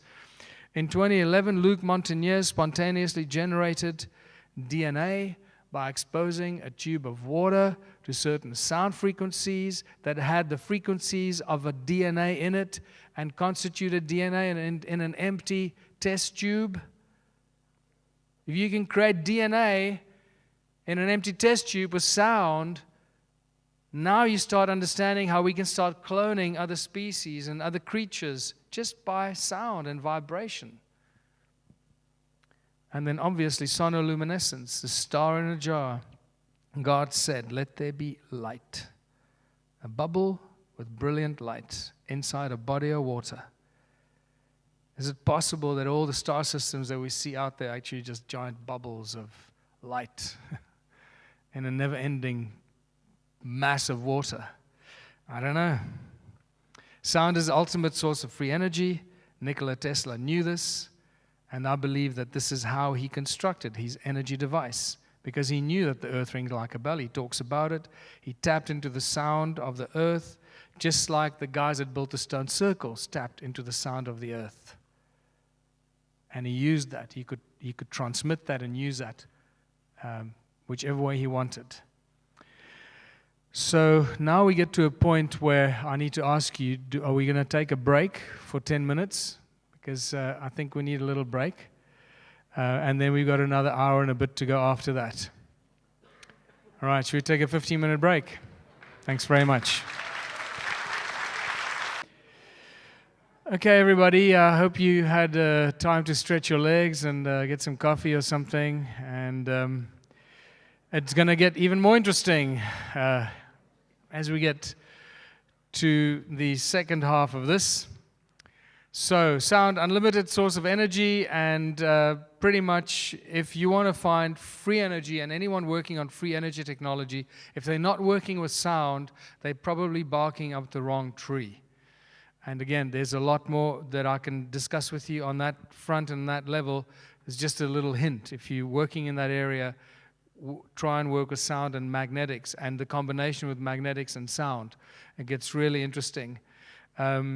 Magnets create sound. we all know how speakers work, right? And how speaker magnets work, and the flow of energy either from an electronic source from the plug and creates the moving sound, or vice versa. The moving sound actually moves a magnet and creates an electronic thing going the other way. It works both ways. So sound and magnetism are inextricably connected. Sound creates magnetic fields, and moving magnetic fields create electricity. And therefore, we live in a magneto-electric universe, not an electromagnetic universe. And in there is that subtle deception I was talking about. And that brings me to the particle physics agenda, which has become one of my most favorite subjects and topics. And again, when this penny dropped for me, when I realized that the whole world of science and physics was completely and utterly hijacked and manipulated, it's like one of those things you just can't believe it, because it's such a big, big thing that you really have to be strong going down this path. So basically, the particle physics agenda is there to make us believe that everything in existence and all of creation and the universe and everything in existence is just this never-ending bunch of little particles floating around, bumping into each other randomly, and out of this random interactive bumping into each other, we get creation. A random creation that brings forth everything that we sing, the beauty, the consciousness, the music, and the humanity, and everything in creation comes out of a random act of particles bumping into each other. Right? That is the particle physics agenda. This runs a lot deeper than any of us could imagine or realize, and it goes back a lot further in time. I trace it to about 500 years ago, and you'll see why. And so at the heart of the particle physics agenda is what I call the quantum mechanics rat pack. This is a nice picture from 1927. The only woman there is Madame Curie. Obviously Einstein is right in the middle there with all the big names in physics. Everyone is there. Bohr, Planck, I forget the names now, but they're all there. Heisenberg, etc., etc. And it all starts with, it all sort of culminates in the search for the God particle in more recent times. And it's really important because this takes us to first explaining the standard model in physics today. And the standard model is basically the properties and forces between elementary particles in terms of the standard model are a widely accepted framework for understanding almost everything in the known universe other than gravity. Isn't it great? Because for gravity, they had to use a separate general idea called general relativity. And that's what's used for gravity. So the standard model in physics is a standard model applied by all people that study physics and all that. And there's a big problem with this. As you can see, already there's duality. We can explain everything other than gravity. Oh. Why? I thought we were so bloody smart. And I can trace back the particle physics agenda beginning in 1492. With Martin of Boheim, under instructions or wishes from the King of Portugal, that made the first ball Earth, and suddenly Earth becomes a particle. And this is really important because Earth had to be seen as one of those insignificant floating particles in space and time, just like everything else, floating around randomly. And remember, if you watch Carl Sagan and Cosmos, he keeps telling us over and over again, we're an insignificant planet in an insignificant solar system, in an insignificant galaxy, in an insignificant part of the universe. Wow, everything is so freaking insignificant. And that's the agenda here, ultimately. They take the creator out of creation by making everything random, accident, and insignificant. This is really important to try and wrap our heads around. And to promote this particle physics agenda that I truly believe started here, and it is also, incidentally, during the same year that they sent all the ships around the world to the Americas and to India, around Southern Africa, to go and explore the world, to circumnavigate the world. Okay, there was another agenda behind that. It is all connected. And all of this culminated in the search for the God particle, or the Higgs boson. And this search was insane. And it so happens that the Higgs boson in March 2013 became the most expensive particle ever discovered. Because to achieve this amazing, once again, I believe completely fictitious discovery, they had to build the world's biggest machine called the Large Hadron Collider. Let me remind you again, the bigger the lie, the more we are inclined to believe it. Follow the money. Who funds all these things? It always goes back to the people that control the banks, that control the money system, that control the supply of money.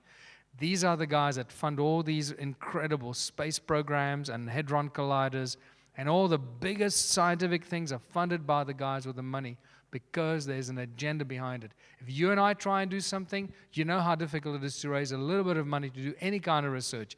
These guys build the most ridiculous machines to do the most ridiculous work with that is completely wasteful and just to promote an agenda of deception and lies. So the Large Hadron Collider is the world's largest and most powerful particle collider, the most complex experimental facility ever built, and the largest single machine in the world. It is 17 miles long. It is basically a light circle where they send two particles in opposing directions with the intention to smash them into each other. And once again, this brings us back to the whole reductionist physics philosophy, that if we can smash something up and break it up into the sum of its parts, we can see what it consists of. We know how it works. Oh, really? If you break something up and you see the parts, you know how it works? That's why we know how the body works, right? No. We know what the body is made up of. We got no bloody idea how and why it works or what makes our heart beat. We got no clue. Reductionist physics is the most ludicrous and idiotic concept that anyone has ever come up with. Breaking things up and thinking we can understand it. Why did they need a God particle? This is the big question here. All right? So it starts with a particle physics agenda some 500 years ago, with making us insignificant and blah, blah, blah. But the question is, why did they need this God particle so badly? Why did they build the Hadron Collider? Because they needed a medium for the God particle to move through. And unfortunately, without discovering the God particle, there's no medium for the God particle to move through. And unfortunately, the medium that all scientists, physicists, and great minds of the great past, from the philosophers and Plato and Socrates and all these guys in Greece and all the great minds in all of history, including Einstein and Nikola Tesla and everyone, always referred to as the ether. The ether was a thing that held everything in creation, like a giant energetic web in which everything existed. Unfortunately, the ether was busted and removed from our existence in 1887 by Michelson-Morley in the Michelson-Morley experiment. This was the biggest and most advanced scientific experiment of its time up to that moment. Nothing came even close. Michelson-Morley set out to prove the existence of the ether so that they could show how things are held together by the ether in all of creation. Unfortunately, they failed. They could not prove the existence of the ether. The second part of that is far more dramatic, which I'll get to a little bit later. But the fact that the ether was no longer in existence was a problem, because now the particle physics agenda could not continue imposing its agenda because the particles didn't have a medium through which they could move. You follow this thought? So this is why it became this obsession. And when I discovered this, it all became so bloody clear. What's going on and why they're driving this thing so insanely.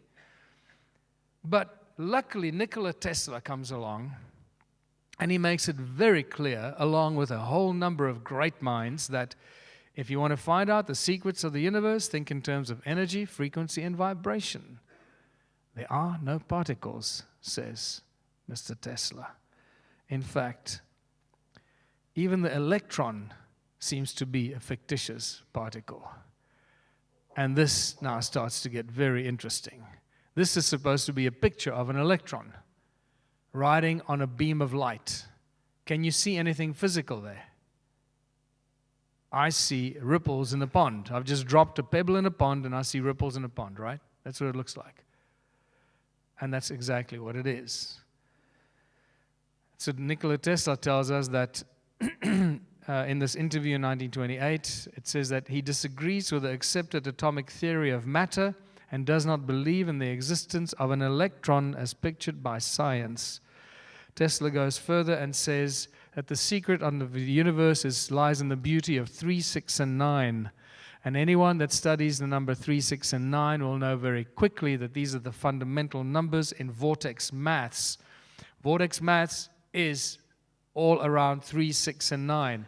Toroidal fields, vortex, toroidal fields, same thing. Toruses are vortexes, create vortexes. Vortex maths is all about studying toroidal fields or donut-shaped stones. Planting a little seed with you. Even Albert Einstein had a problem with the electron. He couldn't understand how the electron could exist with his own understanding of the subatomic particle energetics. I'm not going to read that because it's really confusing the way he states it. But basically he says he can't understand how an electron can exist. And then one of my favorite, Edward Leeds Scullin, the man that built Coral Castle in southern Florida, single-handedly built those huge giant blocks, cut them out, put them on top of each other. 1 hectare of giant 30-ton blocks of coral rock. He says millions of people all over the world are being fooled by the non-existing electrons. Thomson invented an imaginary baby and called it an electron. Rutherford adopted it, and now the men with the long hair are nursing it. I love it. Dr. Manjir Samantha Lawton, that I met in Manchester several years in 2013, wrote this amazing book, and I highly recommend you read it. It reads like a novel. You won't put it down once you start. It's one of my favorite books ever read. Punk Science, where she clearly shows how everything in physics, in science, in biology, everywhere manifests in toroidal fields. Everything is a toroidal field or a torus. Everything starts out as a torus, and especially sound. Sound being the primordial source of everything, because God said, "Let there be light." It's really important for us to understand how sound manifests into toroidal fields, toruses, torus shapes like that. And this is why every time our heart beats,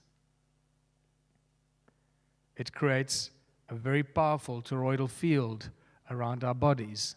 And because sound does not stand still and sound moves, that moving sound that creates a toroidal field around our body creates a magnetic field, and that moving magnetic field creates an electromagnetic field around our bodies, all because of our bloody beating hearts. Isn't that beautiful? And then you got to ask yourself, what makes your heart beat? And doctors have no answers for that. The toroidal shape of sound. We're now starting to understand how every sound, the letters of the alphabet, the vowels, and even the consonants all have toroidal shapes. Everything manifests in a toroidal field. You cannot get away from it. And then the toroidal field of sound becomes a scalar weapon and turns into scalar technology and a scalar tool. And even color manifests in toroidal shapes and toroidal fields, toruses. Color, because every color has a frequency to it, and every frequency has a sound to it. Light, every light frequency has a sound frequency attached to it, and therefore it is also a torus. And here is a beautiful example how sound, the shapes in nature, the shapes in triangles, the shapes that we find in sacred geometry, how even those shapes have frequencies connected with them. So, while you're watching this little excerpt, keep in mind how important logos are, how important symbols are that ancient cultures and occult organizations have. Every time you look at a symbol, once you've seen this, you'll never think of symbols and logos the same way. Every time you're looking at a logo or a symbol of some organization, you are picking up the frequencies, the sound frequencies that come through the light that travel from that shape. Do not think you're looking at something benign, that it has no effect on you. A shape or an image has as much effect on you as a sound frequency does. When you combine the sound with the image, this is why movies are so powerful. Because now you've got images and the sound entering your being. We are completely brainwashed and hypnotized into a sense of hypnotic existence, believing whatever they want us to believe, whoever they are, the puppet masters, the guys that control the bankers. We will never know who they are. Why? Because they don't want us to know. It's that simple. If the sheep farmer doesn't want to know, if the sheep doesn't want his sheep to know what TV channels he watches at night, the sheep will never know what TV channels our farmer watches at night. It's that simple. So this is a great little documentary that my friend Eric Rankin, who lives in Laguna Beach, I see him every year when I go to the United States because he runs a lovely radio show in Laguna Beach, so we do lovely interviews on his radio show, and he did this amazing documentary. I really recommend you watch this whole thing. It's about 30 minutes long. It's fantastic. So magnetic fields create toroidal shapes. You can even see it if you put a magnet down like this, and the iron filings clearly show the toroidal shape immediately. But the perfectly balanced toroidal shape, or the balanced magnetic torus, looks like this. And once again, I think we've been fooled by being taught about positive and negative, because in the perfectly balanced magnetic field, there seems to be no positive and negative. It seems to be the same charge working in opposite direction, one coming from the top and the other one coming from the bottom. And this is really interesting. That needs to be discussed and investigated a lot more. So this is the torus spinning from the top down and from the bottom up in opposing directions, the same energetic field. And where they meet in the middle, where that bright green dot is in the middle, that is what some people refer to as the 0 point, or as Nassim Haramein calls it, the vacuum. That's where you enter the infinite vacuum of the infinite density of creation. And we can thank Nassim for giving us the physics papers that show that the density of the vacuum is infinite. So, therein lies the important understanding how sound moves faster than the speed of light, because the resonance and the sound frequencies that get sucked into the torus, that's what they do. They suck it in and they also give it out. Actually, what the torus does, it pulsates all the time. It pulsates like this because it's moving. Sound moves. So it pulsates, goes in and out all the time. So there's stuff going in and there's stuff coming out. And as it meets at the center there, that's the 0 point, or the entering the infinite density of the vacuum of creation. Out of that infinite density, everything in creation seems to manifest. And it is at that point that you get the accretion disk that is then spread out at the galactic torus, the toroidal galactic equator, okay, or the disk. But, now quickly, the denser the medium, the slower the speed of light. If you put light through a medium, the denser the medium, the more it slows down the light. The converse is true for sound. The denser the medium, the faster the speed of sound. That's why sound travels faster in water than it does in air. So how fast does sound travel in an infinitely dense medium? Infinitely fast. Okay. So every thought that you have is a frequency. Every word you say is a frequency. Every move your muscles make is a frequency that creates an effect around you. Every time you think, you move, everything you do goes into the toroidal field that's made up in your body, that makes up your body, the atoms of the molecules of the muscles and everything in your body at the atomic level goes into that central toroidal structure of your atoms. It goes into that central point, or the vacuum, that infinite density, and from that it is available to everyone everywhere in creation. And this is why ancient people knew how to communicate with anyone everywhere across all space and time. Because every thought you have is immediately available to everyone everywhere in all of creation. That's if our pineal glands are switched on. This is why I believe these bird-headed beings worked so very hard to destroy our pineal glands. That's starting to make sense. Otherwise, why would they spend so much time and energy and depict it? Destroy the pineal glands. So, now we have a better understanding of a fully balanced magnetic torus, which is also a sound torus, and everything else comes from that. We understand that it is the sound of the earth that creates the magnetic fields. The sound, the earth rings like a bell, right? It is not the molten iron core at the center of the earth that creates the magnetic field. It's another lie we've been told. Somebody came up with somewhere along the line. And because molten iron doesn't have a magnetic field in any case. It has to be solid. And even that is a problem because as we see it right now, we have a half a magnetic field floating around in space because a fully balanced magnetic field has the 0 point in the center, not a north on the one side and a south on the other. How is it possible that the Earth has a half a magnetic field is floating around an infinite universe of perfectly balanced toruses, and here we have an imbalanced half a magnetic field? Something is wrong with the story. So I'm suspecting that the Earth, like everything else, like electrons, atoms, solar systems, and galaxies, must be a toroidal nature. And that's what balanced toruses look like. It has the accretion disk at the center. Energy comes at the top and at the bottom, and where they meet, it creates the accretion disk. The torus equator plane emits energy and matter in a disk like that. And you see this in the solar system torus, the disk of the solar system. And they tell us, NASA keeps telling about the solar disks, how the solar systems are created by water in space and creating a solar disk. And then they show us pictures of it. This is one of the best photographs ever taken of a young star and its protoplanetary disk. And they show us galactic disk toruses at the disk at the center of the galaxies. We see thousands and thousands of galactic disks floating around in space, and we're okay with galactic disks and solar disks. But when it comes to the Earth, we go, I don't know, no, it can't be a disk.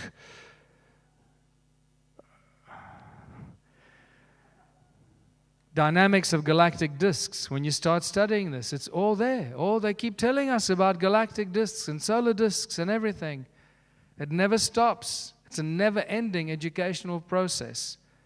And that brings us to identifying what the magnetic fields actually look like. Thank God for the ferrolens cell, which is not discovered not that long ago. We can now see what the magnetic fields actually look like in a beautiful toroidal shape. This is what the magnetic fields look like in toroidal fields.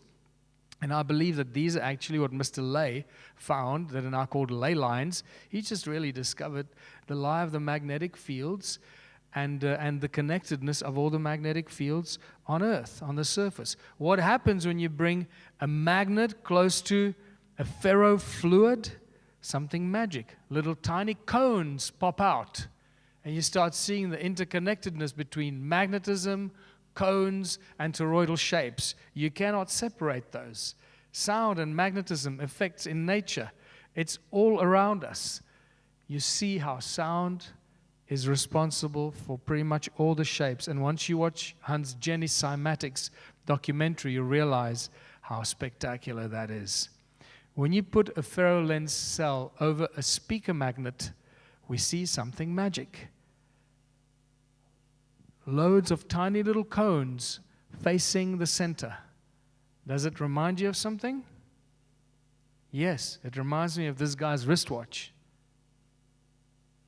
Okay? Bingo. There you got it. Somehow these guys were using magnetics and sound and cone technology with magnets and cone there. You can't separate them. And this is the technology they used to manipulate humanity and many other things. And this is where I bring you to the tools and artifacts in my museum that I've been collecting from the ancient ruins in southern Africa giving us a very clear indication that these ancient people were using this technology, toroidal stones, torus stones, with cone-shaped tools to do all this amazing stuff that our archaeologists are still telling us that the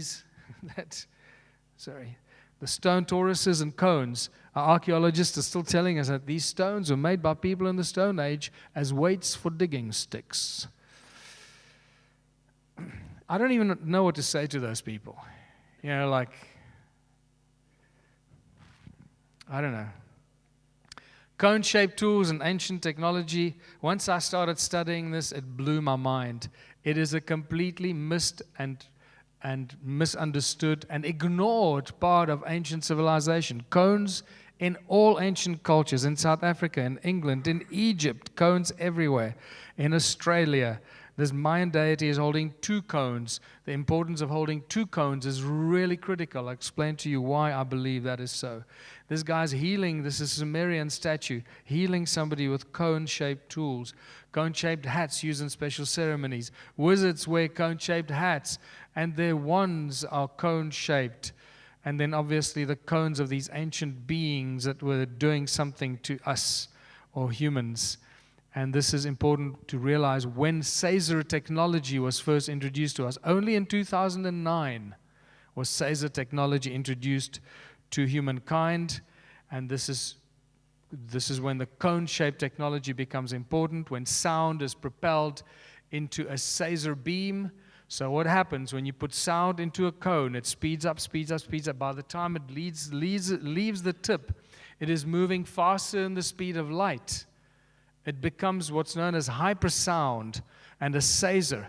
And that sound, as that sound frequency enters the 0 point of the toroidal field, at which point it basically creates this infinitely fast Caesar beam. What happens to that Caesar beam? That Caesar beam is surrounded by incredibly powerful magnetic fields because of the toroidal nature of that Caesar beam. So now you've got the Caesar beam that is surrounded by an incredibly powerful magnetic field. If you use this cone as a tool, you can channel your thoughts as a frequency, into your hand holding this tool, so you don't need any other source of anything. You just need yourself, your thoughts, and a cone. Now don't try this at home. Or maybe try it if you have luck. Let us just share that with the world.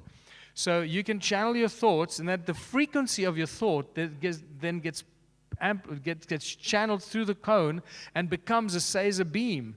Your thought, the energy of your thought becomes a Caesar beam. So if you're thinking, I want to chop down that mountain, I want to cut that mountain, it's that thought, that energy goes into the Caesar beam. And this, I believe, how they did it, because there seems to be very little other evidence for this other than this. They thought, in fact, we have many channelings that suggest the same thing for those people that believe in channeling and shamanic information. So it was they used their thoughts through their hands into the cone and chop the mountain down. I'm going to cut that mountain with my Caesar beam. Remember, you can't see a Caesar beam, so it's not very impressive. Laser beams are far more impressive, but infinitely less powerful. Caesar beam, cut the mountain off. Okay, honey, where would you like that? And this is where you need the second Caesar beam, second cone. This is why that Mayan deity holding 2 cones. Because once you got 2 Caesar beams running, you got 2 powerful magnetic fields, and you can trap the tip of that mountain between the 2 magnetic fields and go, okay, honey, where would you like that? Over there? Cool. A little left? A little more? Okay, thank you. And this, I believe, how simple it should be. Because once you got this technology, you can pretty much do everything. And this is why we see giant ancient trees chopped down. How did they chop that giant tree down? Probably with a Caesar kind of technology. And let your mind just take it from there. We have these beautiful cone-shaped tools in the Rosicrucian Museum in San Jose that are engraved with cuneiform text that tell us that these cones were used in the construction of the temples of Sumer. Now, how would you use a cone in the construction of the temple of Sumer? And one of them mentions the temple of Inanna being built with these cone-shaped tools. And then to the rescue comes Ed Leeds Skalnin, the man that built Coral Castle, this incredible place at the southern Florida. and he was seen levitating those giant blocks with ice cream cones in his hands. And this is why I call it the ice cream cone phenomenon. Just like that Mayan dude with 2 ice cream cones, he was seen holding 2 ice cream cones, levitating those giant blocks. I hope that this is starting to, provide a really interesting body of interesting evidence of how this stuff works. And that brings us to dragonflies and other beetles and bugs whose bodies are too big for their wings. Those are not blood vessels in the dragonfly. Those are hollow tubes. And the dragonfly doesn't flap its wings like a bird. It vibrates them and buzzes them. It's the buzzing of those wings, the sound of those wings that goes into the tubes, the hollow tubes. And at the bottom of those hollow tubes, there are hundreds of tiny little cones. So the sound frequency goes out of the cones, creating these toroidal fields around the butterflies and the dragonfly's wings, putting them into a state of gravity-free zone around them because of the cone-shaped technology in their wings. And the same for Viktor Grabinikov, the man who studied the bugs that were too big to fly, and then he learned how to use the bug's wings to build a levitation platform. He wrote a whole book about this. He built this levitation platform. He talks about it. Unless people know this technology, they think he's a crank. He's just talking rubbish. Well, I believe he's actually telling us exactly what's going on here.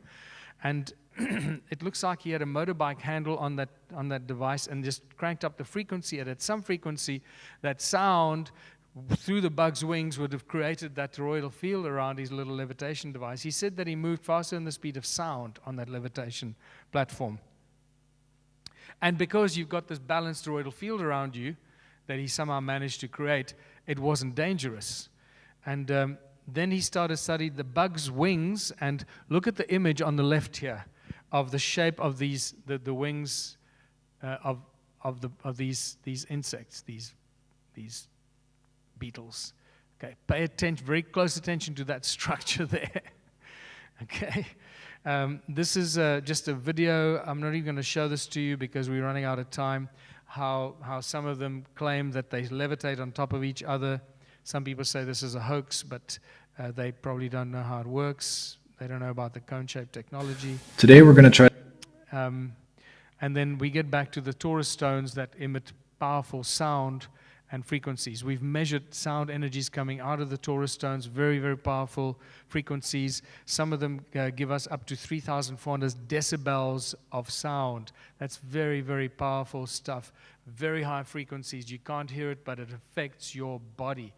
Also, what I've been noticing is that these torus stones can act as intentional tools. If you put your intention into it, it amplifies your thoughts, amplifies your intentions, these torus stones.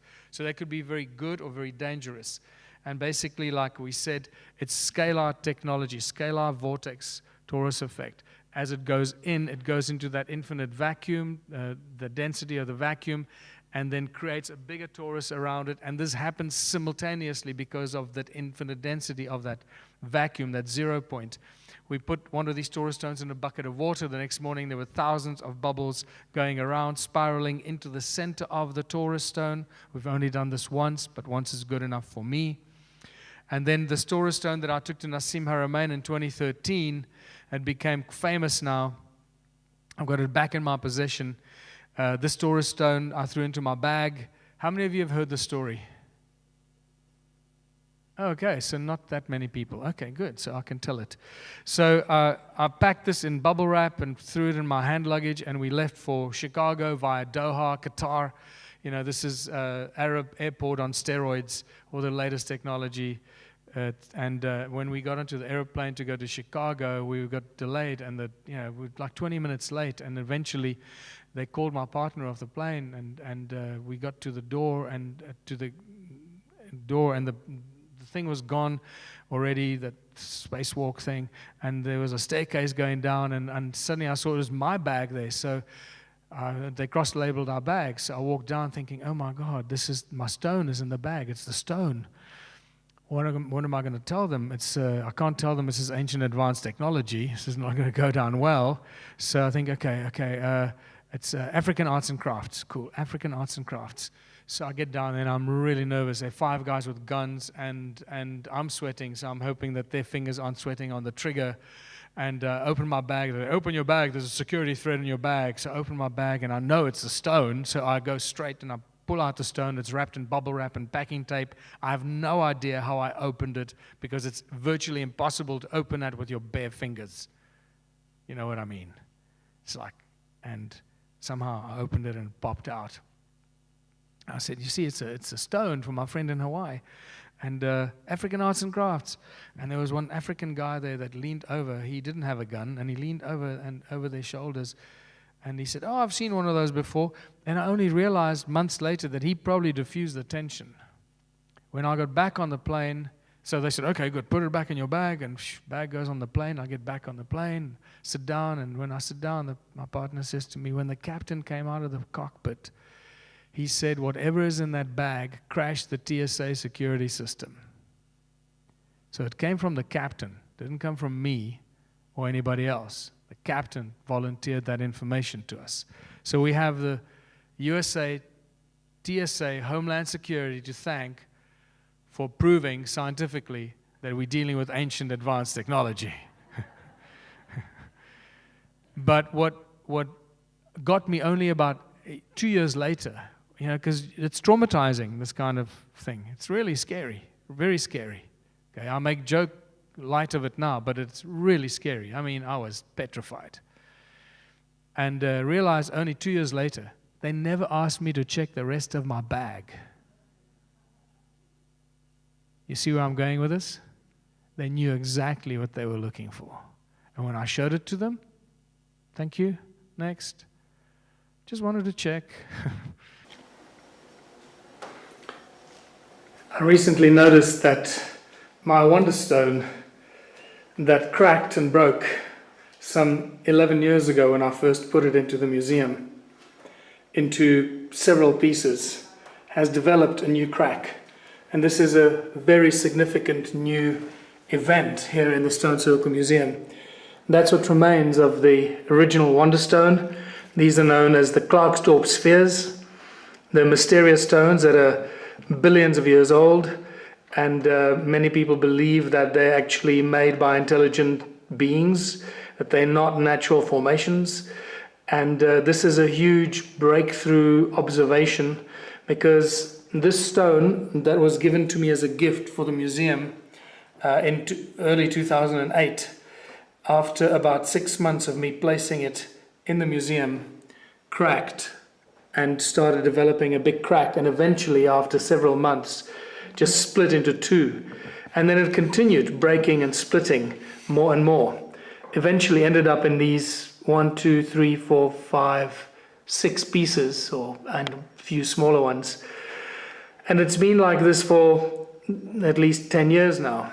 And then suddenly I noticed the other day when I had a tour group in here that the large piece has just developed a new crack.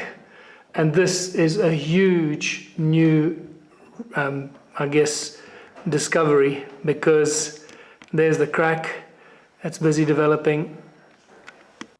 Okay, I'm going to stop it there because we're running out of time. So what happened here, the Taurus stone that crashed the TSA security system was lying 3 meters away from that stone.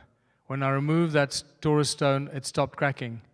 A year ago, I brought new Taurus stones. I put them underneath the broken pieces, and within a few months, it started cracking again.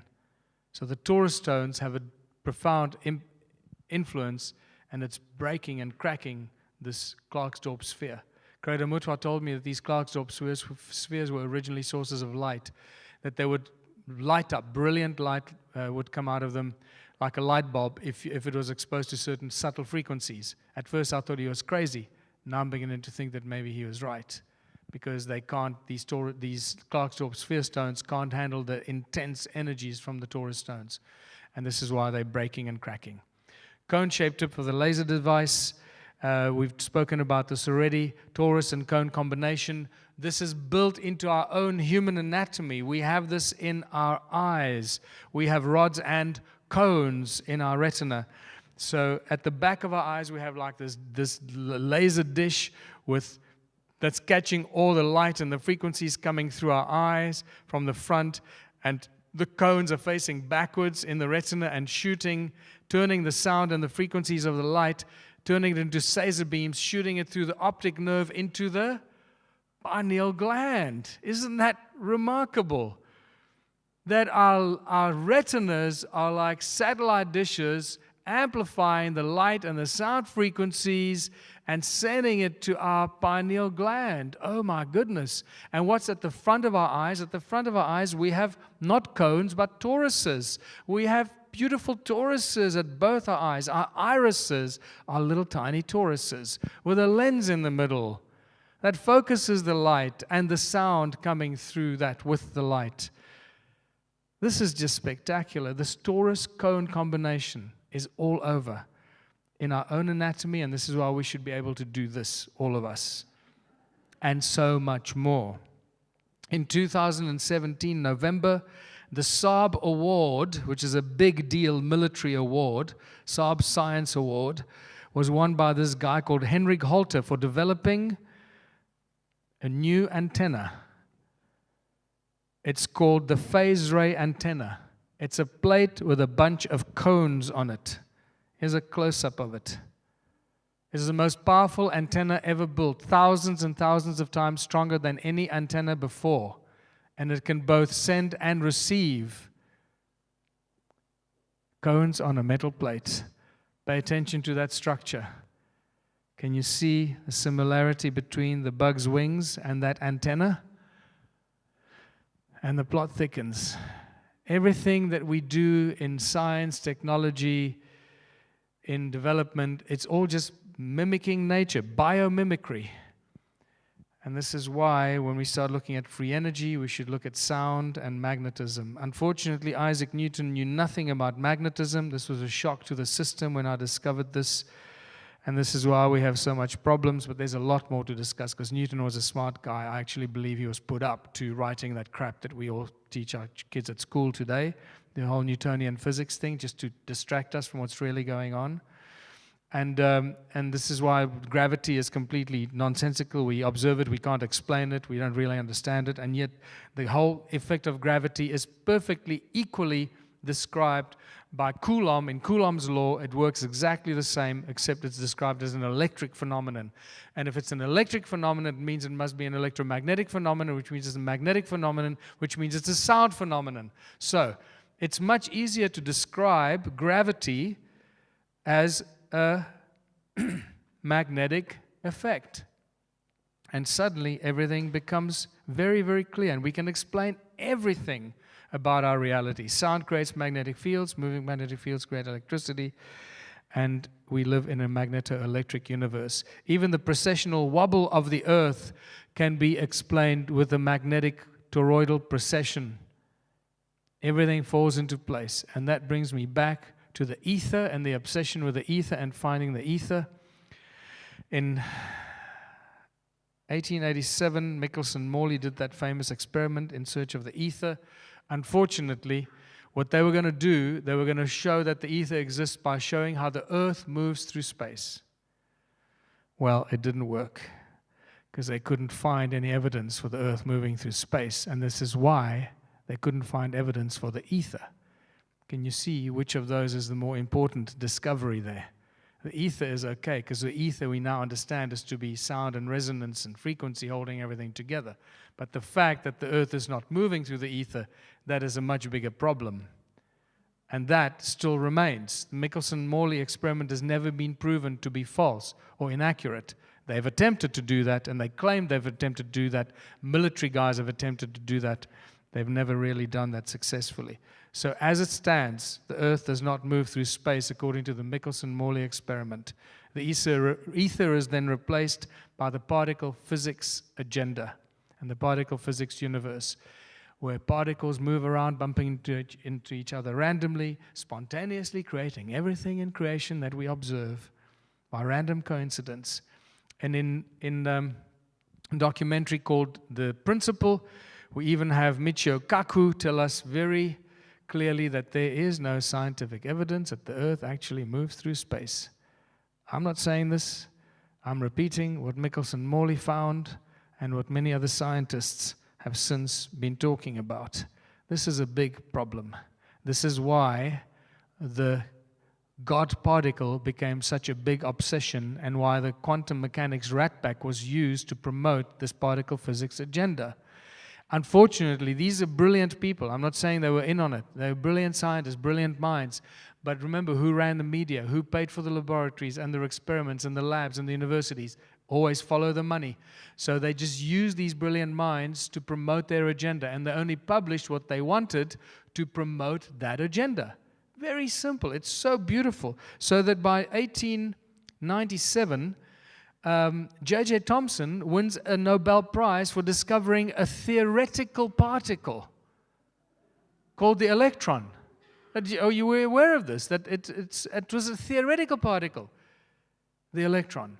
It's insane. Okay, you can see how desperate they were to push this agenda. And the Heisenberg uncertainty principle tells us that there's so much more going on that we don't know, and anyone that claims to understand quantum mechanics is insane, as many of these guys said before. It was just stupid or arrogant. And that Max Planck's quantum leap actually tells us that matter biolocates, that matter can disappear in one place and reappear in another place, because in the quantum leap, the electron disappears from the one level and miraculously appears in another level. It doesn't move gradually from one to the other. It jumps, it leaps, disappears, appears. Whoa, hold on. But again, Max Planck was a brilliant guy. He was a really deeply conscious guy. This is what he said. I regard consciousness as fundamental. I regard matter as derivative from consciousness. We cannot get behind consciousness. Everything that we talk about, everything that we regard as existing, postulates consciousness. Now, I would much rather have spoken to this guy that thinks like this than the guy that was presented to us by the media. There are no particles, just resonance and frequency. Electron is simply coherent resonance in a toroidal field. And Rutherford's atomic model in 1909, 1911 is just so simple and so naive. And unfortunately, anyone that embraces the toroidal nature of things can bust this experiment in 5 seconds flat. And unfortunately, that atomic model still stands today. You all know this logo. We see it bloody everywhere, right? They're still shoving this down our throats with a strong force holding that stuff in the middle together. We had no idea what that is. But fortunately for us, no matter how insane or psychotic these guys that control the bastions of knowledge at universities, no matter how insane they are, fortunately we have the double-slit experiment, which clearly says that there are no particles. There's just frequency and resonance. But even at that point of defeat, they become psychotic, and they say, they're holding onto the particles, and they say, well, it's a particle-wave duality. It's both a particle and a wave. No, your brain is I don't know.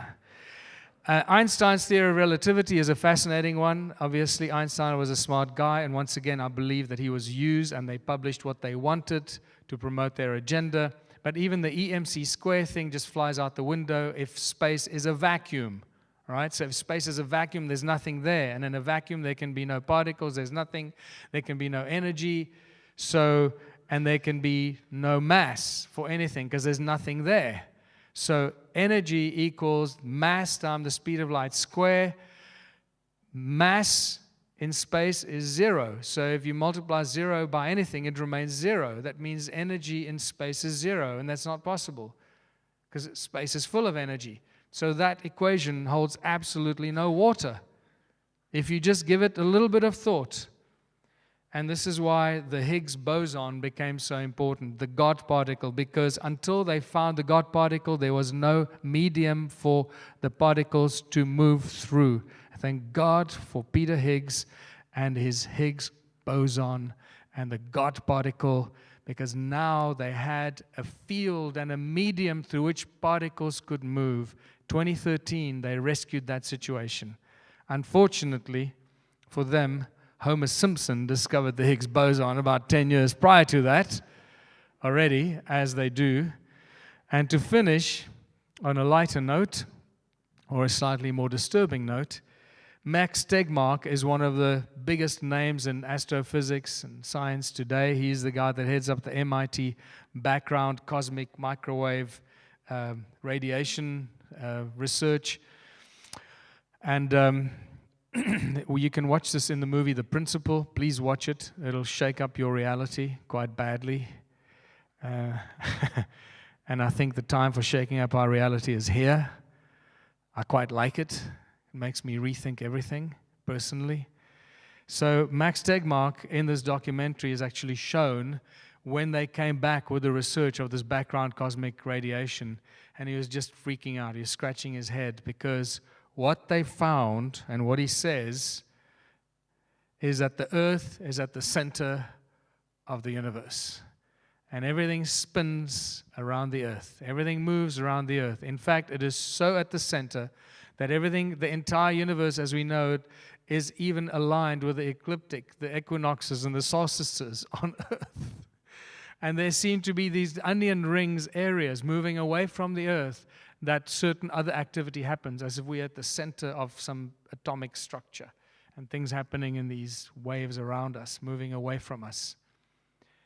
And he just says, he shakes his head and he goes, I don't know what's going on. The jury is out. Don't ask me any more about this. And that came from the cosmic background radiation. The Earth is at the center of everything in creation, of our known universe. What that means to me, how I interpret this, if creation is infinite, from our perspective and our point of view, we are at the center of everything, because everything revolves around us. If creation is infinite, so yes, it makes absolute sense. But if you put limits to the universe and limits to creation, then that doesn't make any sense at all. So we need to start redefining what we think our universe is, and how finite or infinite our universe is. Because if we're at the center of it, then there can be no finity. There must be only infinity. And that brings me to the fact that everything is just connected through the fractal nature of resonance that creates magnetic fields and toroidal fractals throughout all of creation. And even when you look at the very famous Mandelbrot fractals, spectacular images that are created by this fractal mathematical formula, it's just spectacular. You see all the shapes in creation, all sacred geometric shapes and spirals that just go on and on and on forever. And what I found fascinating is that at some stage while I was looking at the Mandelbrot fractals, I found a heartbeat. Bingo. And there's another heartbeat. And you start thinking, what is going on? Is everything just a bloody simulated computer freaking program? And are we just part of that? What's going on here? I don't know. I really don't know anymore. All I know is I want to keep an open mind and I keep asking these juicy questions. Because the juicier the questions, the more interesting the answers are. And if anybody ever tells you, don't do this or don't research that or how can you talk about that, you know that you're obviously going down a road that makes people uncomfortable and you're probably on the right track to something. So the more questions we ask, the more mysterious things become. And the big question is, what do we do with all this knowledge and information? Because tomorrow morning we wake up, we go back to our slave jobs and we go back into the machine. And most of us forget about this, and all of this flies out the window. If we can't put this information to good use, it's completely bloody useless. And this is where the whole philosophy of Ubuntu and contributionism comes in and shines a bright light at the future of humanity, providing very simple solutions to what seems to be an insurmountable problem that most people think we cannot get out of. The answer is, we can get out of this insanity. All we have to do is change the way we think. We're the ones we've been waiting for, and it's up to us in rooms like these around the world from where the answers and the solutions will come. So, the responsibility is now on your shoulders. None are more enslaved than those who believe or falsely believe they are free. Wolfgang Goethe's famous, most beautiful statement, and the emphasis there is on falsely believe they are free, because we are not born free. We are born into absolute and utter slavery. From the first breath we take to the last breath we break out, we can't move around freely, can't live where we choose to. We need passports and work permits. We have to follow rules and laws that we never agreed to. We have to work to survive. We have to earn this thing called money. We have to pay taxes to escape jail time. This is not freedom. This is pure and utter slavery. And the thing that enslaves us is money. That's the tool of enslavement. It is the socio-economic political system that is controlled and driven by money. But it's not about the money or how much money you have. It's about the control of money. It's those who control the supply of money, not how much money you have. So money is the tool by which we are enslaved until we come to terms with what money is, where it comes from, how it was created. We will remain the subjects of those who control the creation and the supply of money. Our system is broken. You know this by now. I don't have to remind you. It cannot be fixed, and it certainly cannot be fixed by using the same tools that created the problem. Otherwise, we just go around like lab rats on that bloody wheel, right? Money was maliciously introduced as a tool of enslavement. You need to really internalize this. Money is not there to help us. It was introduced as a tool of enslavement, as a wholly, complete, finished idea and philosophy and concept, introduced into humanity at a very specific point in time. And that specific point in time was when the kingdom was lowered to earth from heaven. And we'll read this very clearly in the Sumerian text on the Sumerian kings lists. That's where we first discover the first royal bloodlines. We see the appearance of the first kings, and the royal bloodlines suddenly appear, wholly formed, wholly controlling everything, still controlling it today. And they were given weapons of mass destruction and fierce weapons with which to smite the people if the people didn't want to listen to them. Otherwise, nobody would have bloody listened to them. Of course they wouldn't. Hey, I have a great idea. I wake up in this morning in my village, call my village people together, say, listen, guys, I've got a great idea. As of today, I'm going to be the king. And all the land now belongs to me, right? And you all going to work for me. I'm the king, but in return, I'm going to let you live on the land, and we have this amazing relationship where I'm the king and you work for me, and we all work together. No, I don't think so.